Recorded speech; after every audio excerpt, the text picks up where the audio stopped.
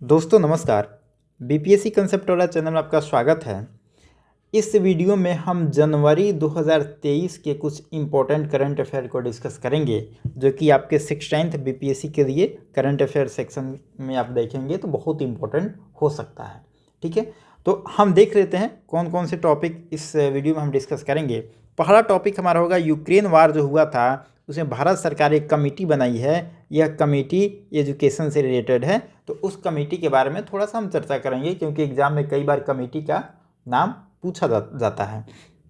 दूसरा हम यूएनएससी की बात करेंगे और इंडिया को अभी क्या इससे संबंध है और क्या न्यूज़ रहा है इस मंथ में, इसकी भी हम बात करेंगे। तीसरा हम बात करेंगे एमवी गंगा विलास के बारे में, यह चर्चा में क्यों रहा है। उसके बाद हम देखेंगे HUID नंबर क्या है, किससे संबंधित है, इसकी क्या करंट में ऐसी न्यूज़ आ रही है जो कि एग्ज़ाम में पूछा जा सकता है। चौथा बात करेंगे हम रिपब्लिक डे के बारे में, कुछ अवार्ड मिला है तो उसकी बात हम कर लेंगे। और स्पोर्ट्स में 2-4 फैक्ट है, वहाँ से प्रश्न बनता है, उसको भी हम देखेंगे। उसके बाद हम देखेंगे इंडियन साइंस कांग्रेस, बहुत इंपॉर्टेंट है, यहाँ से प्रश्न हमेशा बनता है। और एक लास्ट में हम बात करेंगे फितूर के बारे में, फितूर क्या है और भारत का इससे क्या संबंध है। इन सारे टॉपिक को हम इस वीडियो में डिस्कस करेंगे। तो चलिए, पहला टॉपिक हमारा है यूक्रेन और रसिया का जो युद्ध हुआ था, उसमें दुनिया के लगभग सभी देश प्रभावित हुए, भारत भी प्रभावित हुआ। और आपको पता होगा कि यूक्रेन में बहुत सारे लड़के पढ़ाई करने के लिए जाते हैं, तो जब वहाँ पे लड़ाई हुआ तो जो लोग वहाँ पे पढ़ाई कर रहे थे उनको घर वापस आना पड़ा। अब घर वापस आए तो उनकी पढ़ाई डिस्टर्ब हो गई। इसके लिए भारत सरकार ने एक कमेटी बनाया है और इस कमेटी को जो हेड कर रहे हैं उनका नाम है जस्टिस BR गवई, और इनके साथ में है जस्टिस विक्रमनाथ। ठीक है, तो आप याद रखेंगे इन दोनों के अध्यक्षता में एक बना है कमेटी, जो कि यह तय करेगा, अभी रिपोर्ट अपना दिया नहीं है, ये 6 सप्ताह में अपना रिपोर्ट देगा। उसके बाद पता चलेगा कि इन जो विद्यार्थी वापस आए हैं इनको भेजा जाएगा तो क्या भेजा जाएगा। अब जो कमेटी अपना सुझाव देगी उसी हिसाब से सरकार एक्शन लेगी। तो आपसे पूछा जा सकता है कि यूक्रेन वार पे भारत में जो कमेटी बनी एजुकेशन पे, उसके अध्यक्ष कौन है, तो BR गवई और विक्रमनाथ, ये दोनों जस्टिस रहे हैं। ठीक है, इन दोनों के अध्यक्ष में कमेटी बनी है और फिर सुप्रीम कोर्ट इस पर गाइडलाइन देगी। सरकार जो भी होगा, कमेटी 6 सप्ताह बाद अपना जब रिपोर्ट देगी तब कुछ एक्शन होगा। अभी इतना ही जानना आपके लिए ज़रूरी है। अब बात कर रहे थे यूएनएससी के बारे में। आपने न्यूज़ में पढ़ा होगा, करंट अफेयर में पढ़ा होगा कि भारत 21-22 के लिए 2021-22 के लिए यूएनएससी में अध्यक्ष बना था। ठीक है, यह यूनाइटेड नेशन सिक्योरिटी काउंसिल की हम बात कर रहे हैं। अब इसका टाइम पीरियड ख़त्म हो चुका है, लेकिन यहाँ पे आपने ये भी पढ़ा होगा कि भारत को अब तक यहाँ पे 8 बार अध्यक्ष चुना गया है। सबसे ज़्यादा हम बात करें तो सबसे ज़्यादा जापान बना है, 12 बार अध्यक्ष बना है। ठीक है, इसका रिकॉर्ड है जापान का, 12 बार अध्यक्ष बना है। भारत 8 बार बना है, लेकिन अब भारत को दूसरी बार फिर चुना जा रहा है। भारत अब कब बनेगा, 2028-29 में भारत 9वीं बार अध्यक्ष बनेगा। तो यह आपसे, अब ये वाला न्यूज़ पुराना हो गया, ये नहीं पूछा जाएगा। ठीक है, ये न्यूज़ पुराना हो गया। अब आपसे ये पूछा जा सकता है कि भारत अब फिर यूएनएससी का अध्यक्ष कब बनेगा, 28-29 में बनेगा, और यह इसका 9वां अटेम्प्ट होगा, 9वीं बार भारत अध्यक्षता करेगा। ठीक है, यूएनएससी से ये थोड़ा रिलेटेड न्यूज़ था। अब देख लेते हैं एमवी गंगा विलास क्या है। एमवी गंगा विलास जो है यह रिवर क्रूज है, रिवर क्रूज है, और आप इसको कह सकते हैं कि यह दुनिया की विश्व की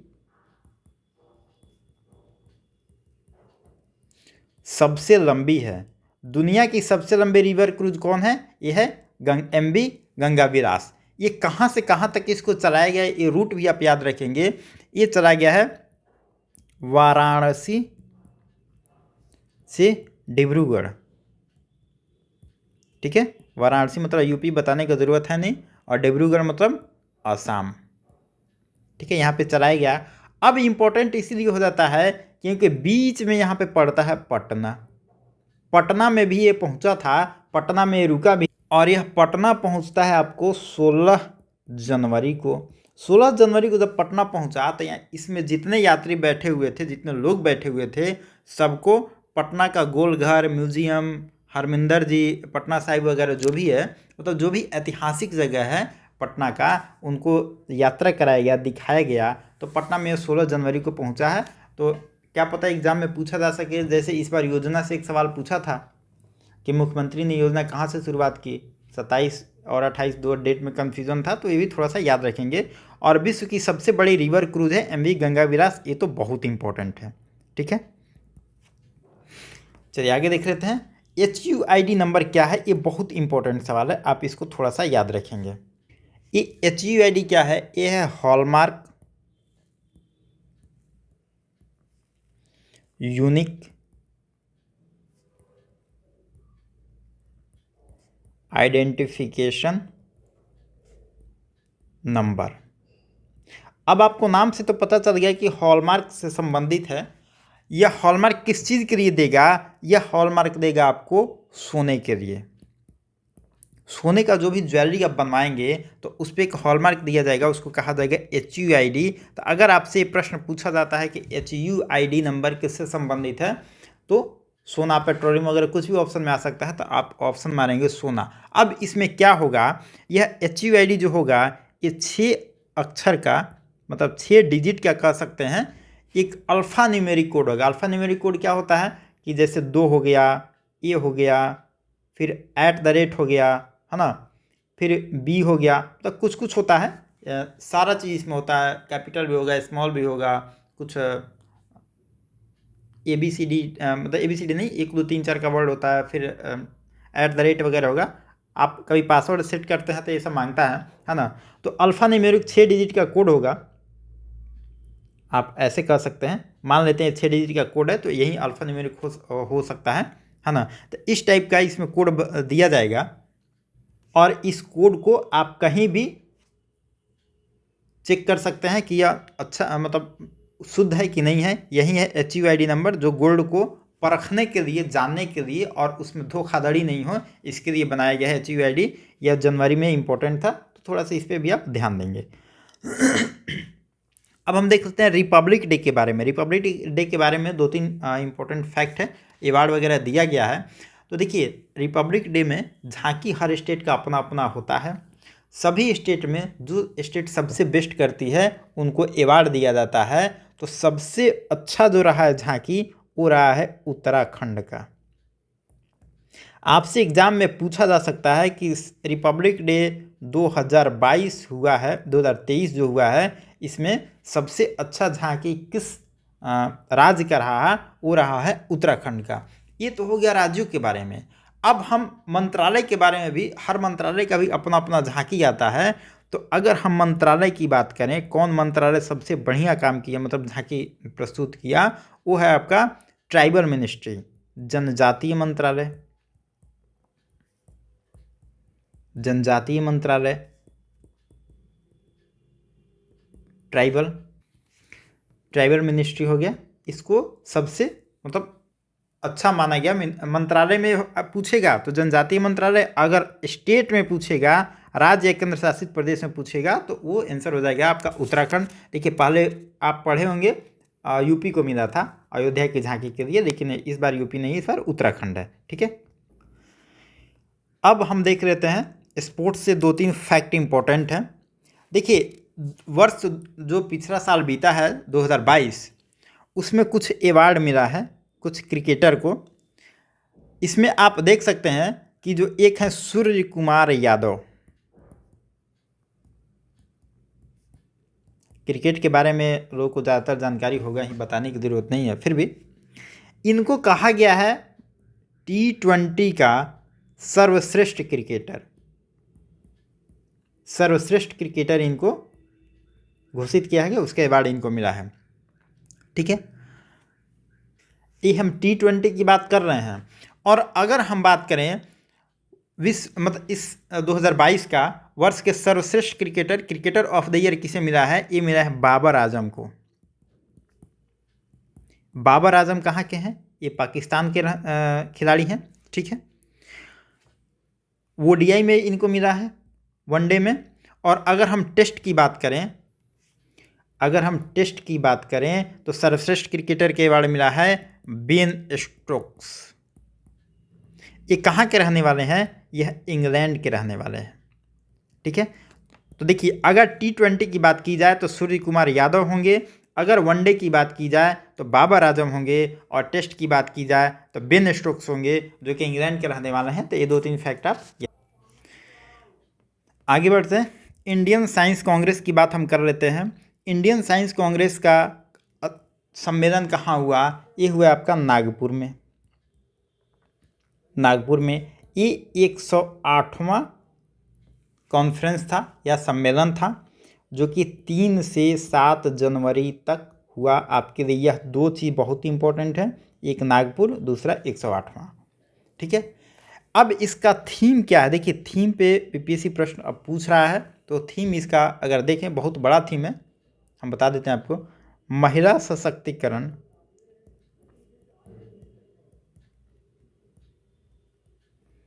महिला सशक्तिकरण के साथ सतत विकास के लिए विज्ञान और प्रौद्योगिकी। मतलब अगर इंग्लिश में कहें तो साइंस एंड टेक्नोलॉजी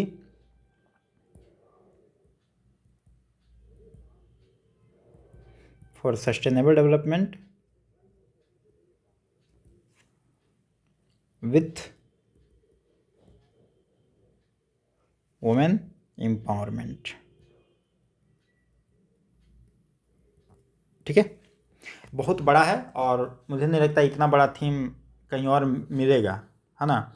तो आप थोड़ा सा इसको एक बार देख लेंगे तो याद हो जाएगा लगभग। इंडियन साइंस कांग्रेस कहाँ हुआ है? नागपुर में हुआ है। 108वां कॉन्फ्रेंस है, 3 से 7 जनवरी तक हुआ है, और थीम इसका ये है, आप इसको याद रखेंगे। चलिए, अब एक देखते हैं फितूर। फितूर क्या है, ये क्यों चर्चा में रहा, और भारत का इससे फितूर। यह जो फितूर है, यह है इंटरनेशनल टूरिज्म फेयर। आपने पढ़ा होगा, एक लगता है वर्ल्ड बुक फेयर लगता है प्रगति मैदान दिल्ली में, जो अभी चल रहा है, हाल ही में ख़त्म हुआ, 1-2 दिन हुआ, है ना। तो एक वर्ल्ड बुक फेयर होता है दिल्ली में, यह है इंटरनेशनल टूरिज्म फेयर। ये कहाँ पे है? यह स्पेन में हो रहा है। इसी का नाम है फितूर, और फितूर का अगर पूरा नाम देखें वह फोरिया इंटरनेशनल डी टूरिज्मो, मतलब यह विदेशी भाषा में। तो ये हमसे नहीं पूछा जाएगा, इसका फितूर का फुल फॉर्म नहीं पूछा जाएगा। हमसे ये पूछा जा सकता है कि फितूर किससे संबंधित है। तो यह एक टूरिज्म फेयर है जो हुआ है स्पेन में, और भारत का संबंध इससे क्या? देखिए, यह दुनिया का सबसे बड़ा पर्यटन के दृष्टिकोण से प्रदर्शनी है, मतलब टूरिज्म का सबसे बड़ा यह मेला कह सकते हैं, फेयर कह सकते हैं। यह स्पेन में हुआ है, और इसका जो साझेदार देश है, पार्टनर कंट्री कह सकते हैं, वह है ग्वाटेमाला इसका पार्टनर कंट्री है, और भारत भी इसमें पार्टिसिपेट किया है। और भारत के साथ साथ इसमें देखेंगे दुनिया के 10,000 से अधिक जितने पर्यटन के टूरिज्म के जितने कंपनियां, सारी कंपनियां यहाँ पे आई थी अपना प्रचार के लिए, विस्तार के लिए। तो भारत भी इसमें इनवाइट था, भारत इसमें पार्टिसिपेट किया था। तो आपसे यह एग्जाम में पूछा जा सकता है कि फितूर क्या है, कहाँ पे हुआ है, इसका पार्टनर कंट्री कौन है, और यह इंटरनेशनल टूरिज्म फेयर है, ये भी याद रखेंगे। इसका एक थीम भी है, थीम भी देख लेते हैं, क्योंकि बीपीएससी बहुत थीम पूछ रहा है। तो इसका थीम है आपका citizens of the world, we are tourism, citizens of the world we are tourism. और भारत इसमें पहुंचता है तो भारत अपना जो भारत की विरासत है उसके बारे में, जैसे योग के बारे में, जो कल्चरल हेरिटेज है इसके बारे में वहाँ पे अपने चीज़ों को रखता है कि आप आइए भारत में, टूरिज़्म यहाँ भी डेवलप करिए। तो भारत भी अपना प्रचार वहाँ पे करता है, मतलब प्रचार क्या बताता है अपने बारे में। और इसी के लिए बेसिकली ये है ही कि दुनिया के लोग आएँ, दुनिया की कंपनियाँ आएँ, देश आएँ, अपना अपना यहाँ पे टूरिज़्म फेयर में अपना प्रचार करें, अपने बारे में बताएं, लोगों को पता चलेगा तब तो लोग घूमने के लिए आएगा। यही था, एक टूरिज़्म फेयर है। तो इस वीडियो में हम इतना ही देखेंगे, फिर नेक्स्ट वीडियो में और टॉपिक को देखेंगे। तब तक के लिए थैंक यू।